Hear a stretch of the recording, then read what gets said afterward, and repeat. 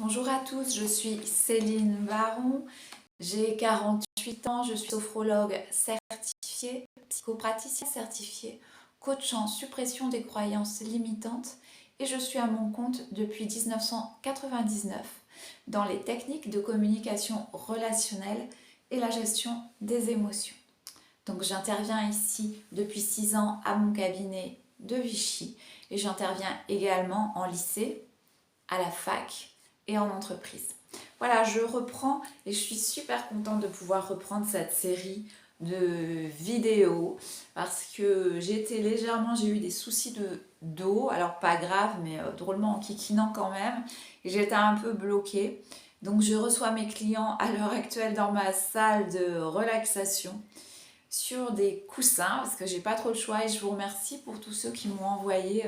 Mais pareil, je viens juste de rouvrir mon site et d'aller voir dans la partie des commentaires et je trouve plein de messages sympas et je vais les valider et je vais prendre le temps d'y répondre. Et parmi vous, il y a des clients et puis il y a aussi des gens que je connais pas qui suivent les vidéos. Et bah, je vous remercie.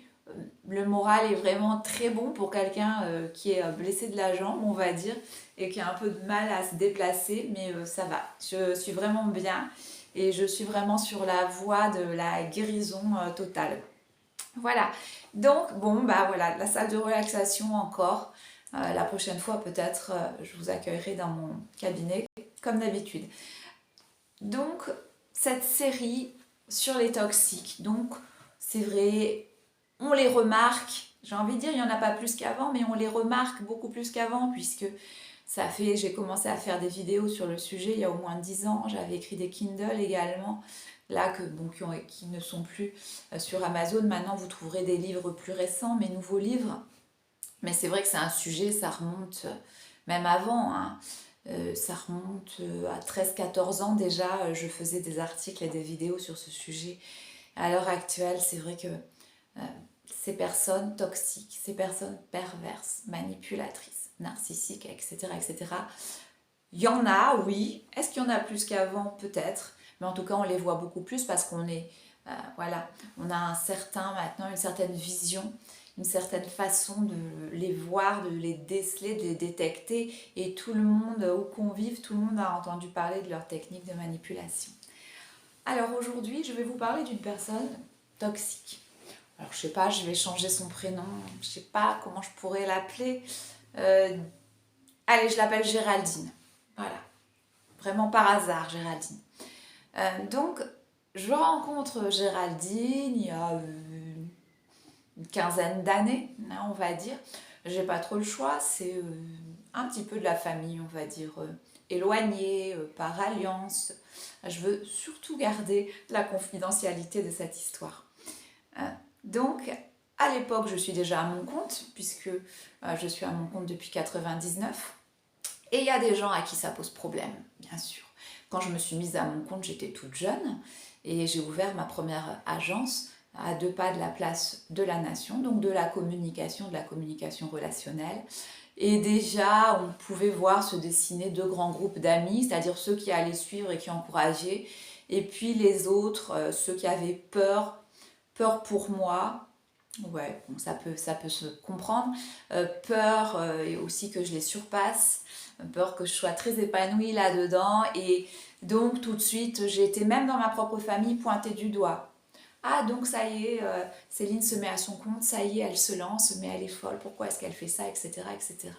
Donc moi, je suis passée à l'époque par, vous savez, à l'époque, il n'y avait pas d'auto-entrepreneur, hein, c'était, voilà, on ouvrait son entreprise et puis il y avait un stage, il y avait des stages à suivre à la chambre des métiers, à la chambre de commerce, chambre des métiers, il y avait des stages, j'ai fait mon stage à l'installation, j'ai tenu bon une semaine, c'était assez ardu pour moi qui n'avais jamais fait de comptabilité par exemple.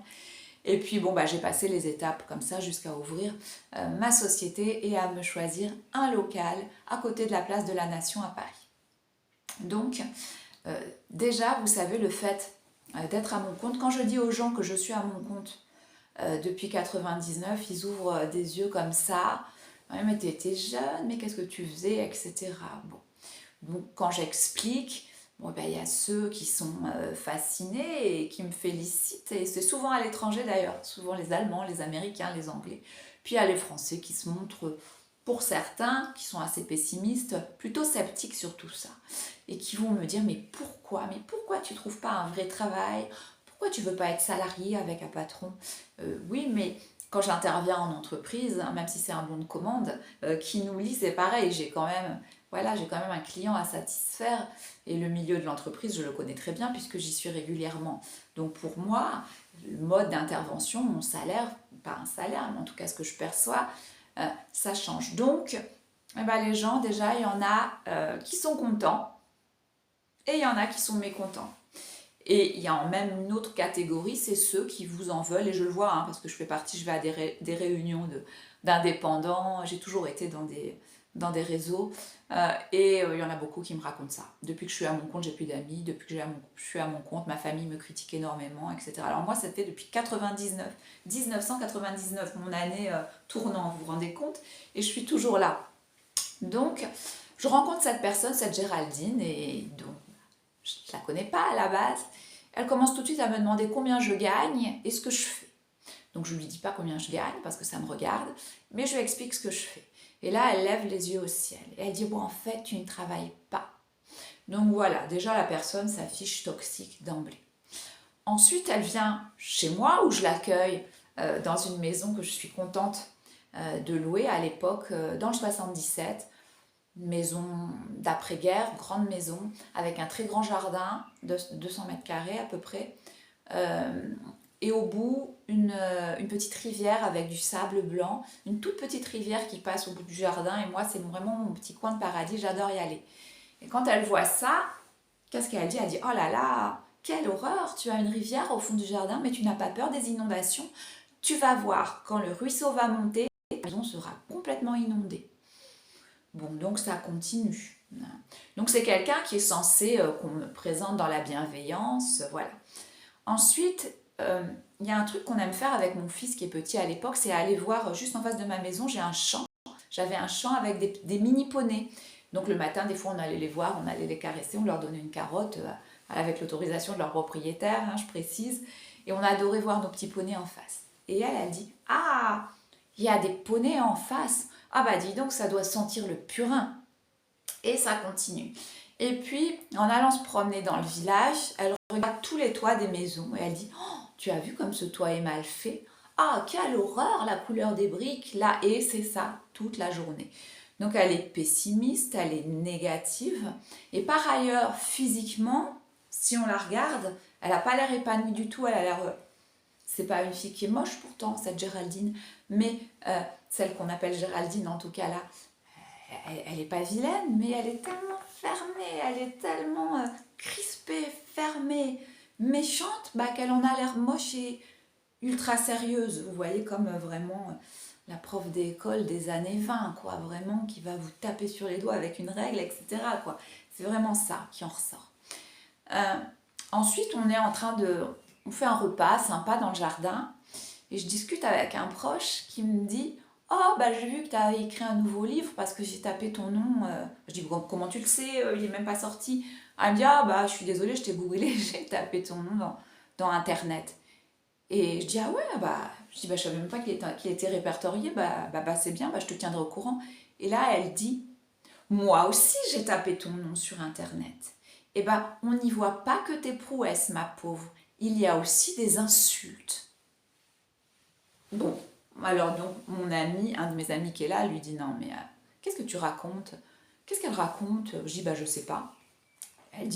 Puis lui dit mais il faut arrêter de délirer là. Hein. Voilà, bon puis ça s'arrête là. Donc apparemment elle aurait tapé mon nom sur internet, elle aurait trouvé des insultes. Bon, je sais pas.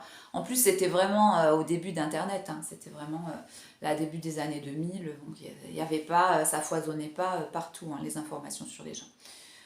Donc après, celui qui est mon mari, qui était mon fiancé à l'époque, me dit je te dépose, je devais aller faire quelque chose. Il dit attends, je te dépose, puisque moi à l'époque on arrivait à la campagne et j'avais pas encore acheté de voiture. Alors là, elle monte sur ses grands chevaux et elle dit ah, c'est bien, il te sert de taxi. Alors excusez-moi, mais quand on est en couple, eh ben oui, quand on a une voiture pour deux parce qu'on est jeune, eh ben oui, il y en a un qui emmène l'autre, etc. Mais alors elle, tout de suite, euh, elle était en train de me présenter devant tout le monde comme une profiteuse, quoi, parce que c'était pas ma voiture, c'était celle de sa connaissance. Donc déjà, ça n'allait plus. Vous voyez, des gens comme ça, c'est plus que toxique. Ensuite, quand elle dit tout ça, jamais elle te regarde dans les yeux, hein. Enfin, c'est quelqu'un que je vois plus maintenant, ça fait au moins 2 ans ou 3 ans que j'ai dit stop, c'est fini. Donc bon, elle a plus de nouvelles, elle est à la diète aussi de nouvelles de moi, de ma famille et tout. Mais elle regarde jamais la personne dans les yeux, elle parle un peu, elle parle un petit peu comme ça dans sa barbe pour que tu comprennes pas. Tu saisis juste quelques mots. Et puis moi, au bout d'un moment, j'en ai eu assez de ce comportement-là. Alors je lui ai dit, attends, regarde-moi dans les yeux s'il te plaît. Et explique-moi et parle clairement, articule parce que je comprends pas.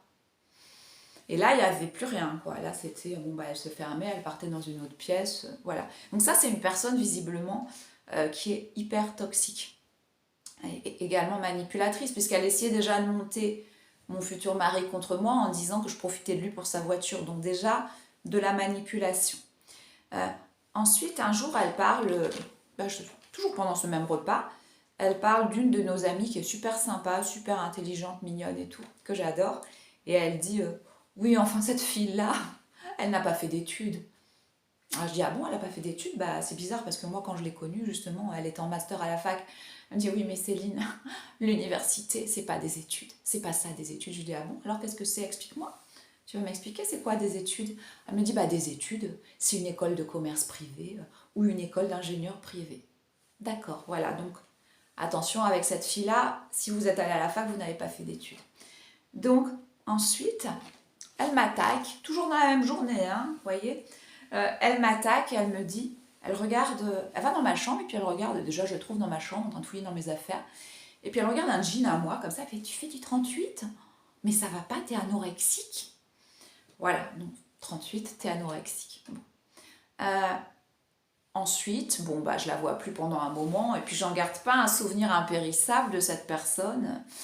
Donc j'en parle à 2-3 personnes, et ils me disent, non, tu sais, elle est très sympa, peut-être qu'elle est comme ça avec toi, mais avec nous, elle n'est pas comme ça. Bah oui, bah encore le double visage de la personne toxique. Donc qui vous sent peut-être, vous, en défaillance ou plus faible qu'elle, parce que bon, alors moi, je suis allée à la fac, alors elle considère que je n'ai pas fait d'études.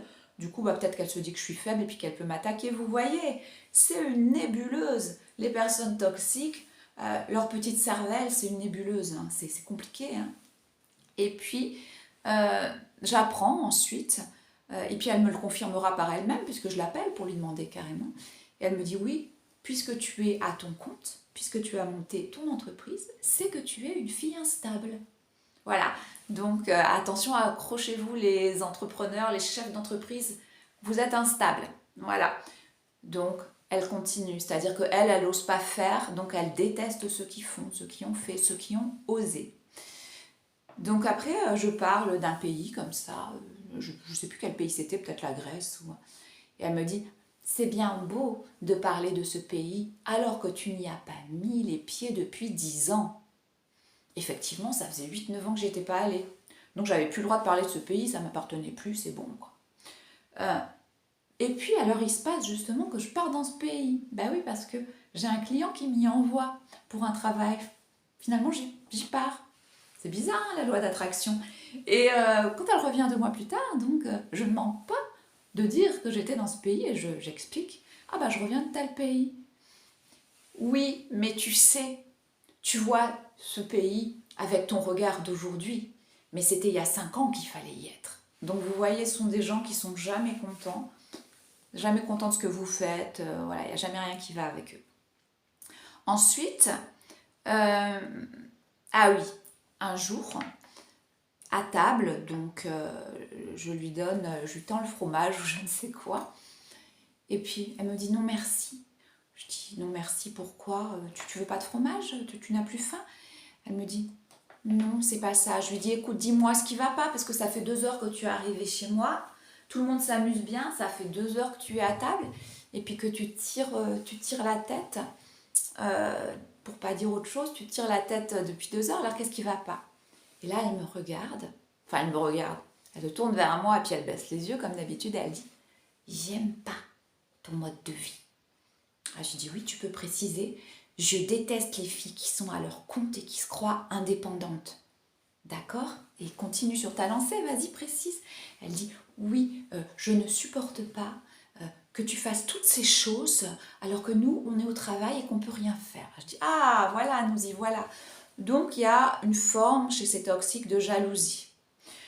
Donc, là, j'en ai un peu ma claque et j'en parle à une amie qui est plus âgée, qui est une fille très intelligente, qui fait de la recherche à l'étranger. Et elle me dit, mais tu sais Céline, la plupart des gens qui t'attaquent, qui sont toxiques, en fait, ce qui leur déplaît, c'est pas que tu sois à ton compte, c'est pas que tu aies ta propre clientèle, c'est pas que tu voyages, c'est pas que tu prennes soin de toi, que tu fasses du sport, que tu fasses attention à ton équilibre alimentaire et tout. Ce qui les ennuie, c'est ta grande liberté. Et elle me dit, voilà, moi je fais une thèse sur les toxiques, et les toxiques, ce qu'ils ne supportent pas, c'est la liberté de l'autre, la très grande liberté. Alors toi, non seulement, toute jeune, tu as pris cette liberté, puisque tu es partie tôt de la maison, tu as monté ta boîte très tôt et tout, mais en plus tu l'affiches. Et tu expliques bien partout, voilà ce que tu fais, que tu écris des livres, que tu chantes, que tu peux aller à l'étranger, que tu peux faire ceci, que tu peux faire cela. Et c'est en fait le fait de montrer ta liberté qui rend les personnes qui sont toxiques mal à l'aise. Parce que le pire pour eux, c'est quelqu'un de libre en fait. Parce que la personne toxique, elle veut vous attraper, vous mettre des chaînes, vous tenir en laisse. Et là, c'est une explosion de liberté, une explosion de couleurs. Et puis où est-ce que ça va s'arrêter, mon Dieu, dans leur tête? Ils se disent, mais elle va jamais s'arrêter. C'est pas possible. Donc ils essayent de vous faire stopper. Tu as une famille, tu ne devrais plus voyager. Tu laisses ton mari et tes enfants pour voyager. Bah oui, mais si eux, ça leur plaît, s'ils aiment que je leur apporte des cadeaux, si ça leur pose pas de problème. Et puis surtout, moi, ma famille, ils aiment pas l'avion, les uns les autres, et ils détestent faire la queue à l'aéroport. Donc 8 heures de queue à Los Angeles à l'arrivée pour passer la douane, ça leur plaît pas beaucoup. Donc moi, si ça pose pas de problème, tout ce que je fais, si ça pose pas de problème à mon mari, à mes enfants et à ma famille proche, et si ça me pose pas de problème à moi, je vois pas pourquoi je le ferais pas. Donc ça, c'est le genre de discours, vous voyez, la Géraldine qui va la rendre folle, complètement folle, parce qu'elle veut vraiment vous tenir en main, quoi.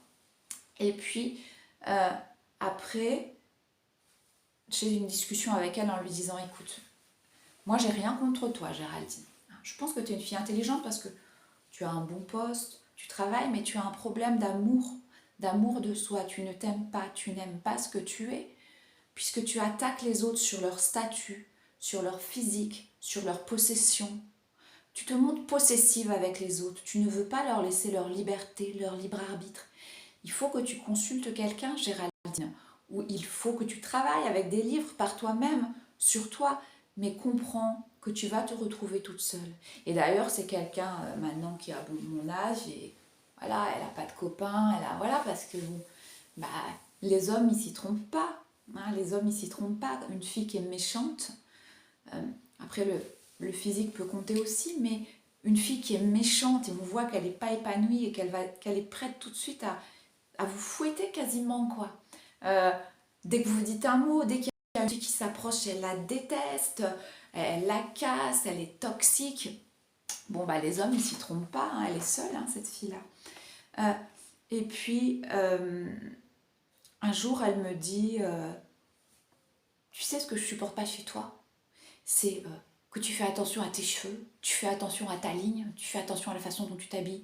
Je dis, bah oui, mais excuse-moi, je reçois des clients, je ne vais pas non plus les recevoir en pyjama le matin, je sais pas, je fais attention bien sûr. Je dis, c'est important, le corps, c'est un cadeau qu'on t'a donné à la naissance et c'est un véhicule, c'est le véhicule de l'âme, il va falloir qu'il tienne bon parce qu'il a toute une vie à durer ton corps. Hein, et je suis bien placée pour savoir que quand ça commence à dysfonctionner, c'est vraiment pénible, quoi. Donc, voilà, donc tes cheveux, ta ligne, ton bon mode d'alimentation, ça m'exaspère. Bon, voilà. Alors, qu'est-ce que je fais? Ah oui, et puis alors, le summum. Quand on a acheté notre première maison, une toute petite maison là, de ville à la campagne, que personne n'aurait voulu parce qu'elle était ouverte au vent. une maison de ville ouverte au vent dans un village où il n'y a personne. On a acheté une toute petite maison, la moins chère qu'on a trouvée, c'est facile. Hein. On a pris la moins chère dans les petites annonces et on s'est dit on la refait. On a fait 7 ans de travaux. Et quand elle a su qu'on avait acheté cette maison, vous savez ce qu'elle a dit? On lui a dit, alors moi pour l'encourager, je savais qu'elle allait être jalouse encore, donc je lui ai dit, eh bien toi Géraldine, avec ton travail peut-être aussi tu peux acheter une petite maison un petit peu loin de Paris comme nous on a fait, comme ça c'est pas trop cher. Et vous savez ce qu'elle me répond, mais méchamment, elle me répond comme ça, la personne toxique dans toute sa splendeur. Non Céline, moi je ne peux pas me permettre d'acheter une maison parce que je travaille. L'air de dire, il n'y a que les gens qui ne travaillent pas, puisque comme on est à notre compte, elle considère qu'on ne travaille pas.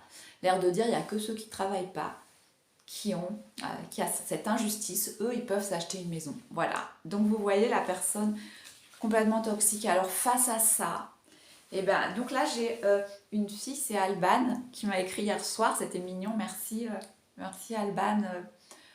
Pour tes bons voeux de rétablissement et tout. J'espère que ça va fonctionner. Donc Alban, tu me demandais vraiment, mais comment aller plus loin? En fait, il n'y a pas à aller plus loin que ce que j'ai dit dans la vidéo d'avant. Je pense que c'est vraiment bien de couper les ponts et d'ignorer. Et là, vous voyez, j'ai pris cet exemple de Géraldine, hein, qui ne s'appelle pas Géraldine en fait, mais cet exemple de Géraldine. Et là, j'y pense, puisque je me suis creusé la tête pour rechercher tout ce qu'elle avait pu voilà, communiquer d'elle-même de toxique, mais sinon j'y pense plus du tout, quoi. C'est-à-dire que bon, bah, cette personne, il n'y a pas longtemps on en a parlé, j'arrivais même plus à retrouver son vrai prénom. Donc je sais même pas ce qu'elle fait en fait dans la vie, j'ai oublié, je sais même plus où elle habite actuellement. Donc bah, c'est bien que ces personnes toxiques, vous les mettez à la diète, vous cessez de les nourrir complètement dans l'esprit, mais toujours vous les recadrez. Et surtout, le cadeau de votre naissance, c'est votre libre arbitre, votre santé, votre corps, ce véhicule qui va vous aider à traverser cette vie. Parce que vous êtes un être spirituel dans un corps physique. Alors si on vous dit « je te déteste parce que tu prends soin de ton corps », pas obligé d'écouter ça, hein, voilà. Et puis, surtout, recadrer. Vous pouvez recadrer 1 fois, 2 fois, 3 fois, 10 fois. Bon, après c'est fini, game over, c'est plus la peine. Vous coupez, vous blacklistez, vous coupez, vous blacklistez aussi tout le réseau qu'il y a autour. Hein. Pas que la personne, parce qu'il y a plusieurs téléphones, elle se débrouille. Et en fait, la personne, elle est démunie quand elle n'a plus rien à dire de vous.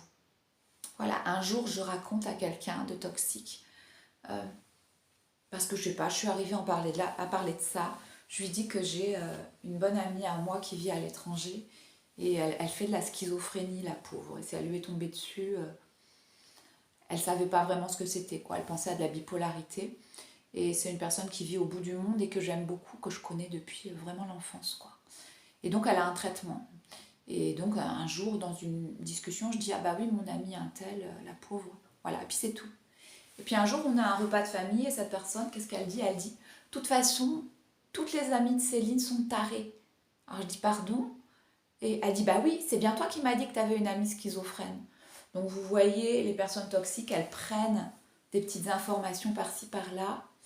Et puis après, elles vous les relancent pour vous blesser parce que vous avez fait quelque chose qui leur a déplu. Alors personnellement, pour moi, ça peut pas être écrire un livre, enregistrer une chanson, passer une journée en studio, faire un voyage, je ne sais, rencontrer quelqu'un, des fois dans le cadre de mon travail, une sommité ou quoi. Ce sont des choses qui les rendent très jaloux. Alors, ils vont chercher une petite information, les toxiques, et puis ils la gardent là, et puis à un moment donné, bah, ils s'en servent comme d'un poignard, quoi, pour venir se venger de toute cette liberté que vous avez, de toutes ces couleurs que vous donnez à votre vie, et pourvu que ça continue, voilà. Et personnellement, il y a aussi quelque chose, c'est que moi j'adore me laisser challenger par l'adversité. C'est-à-dire que à une époque de ma vie, pendant 5 mois, j'ai fréquenté un pervers narcissique manipulateur. Je m'en suis vite rendu compte, je suis vite partie, mais j'ai tout noté dans un cahier, puis j'ai écrit un livre, et ce livre-là, il s'est vendu pendant quelques années. Il m'a permis de me payer mes petites vacances, voilà. Donc vous voyez, l'adversité, des fois, eh ben, vous pouvez vous en servir aussi comme d'un escalier, comme d'un marchepied. Donc ne vous laissez pas abattre par l'adversité, parce qu'elle a aussi des choses à vous apprendre. Voilà, à bientôt, bye bye.